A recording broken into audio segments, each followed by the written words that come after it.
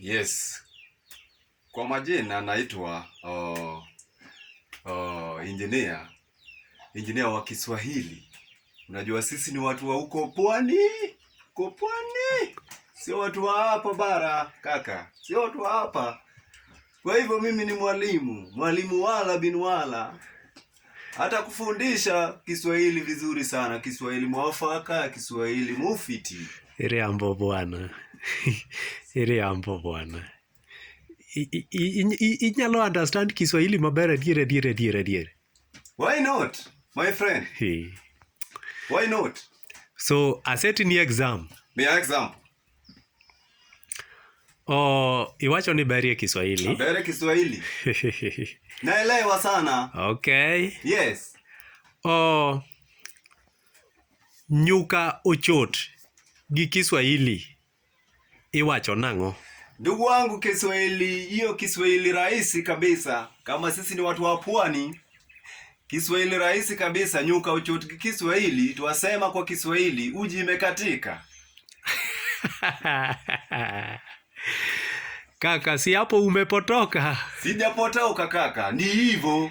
Iwacho ni nyuka ochot gi Kiswahili iluongo ni uji imekatika. Awuoro wachono.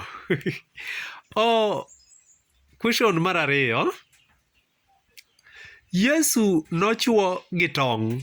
Kiswahili rahisi ndugu wangu. Yesu nochuo gi tong'. Kwa Kiswahili uko pwani tuwasema Yesu alidungwa na mayai.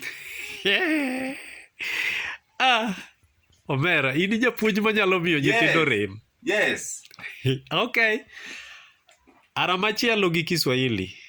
Rao luor liel, liel luor rao. Mbona kakaangu wanipenda?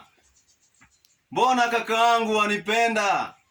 Na mbona unanipea Kiswahili rahisi kabisa? Rao luor liel, liel luor rao.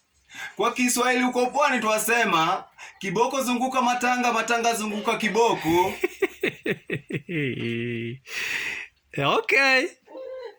Nyithindo winji. Yes. Penjo machielo. Yes, uliza.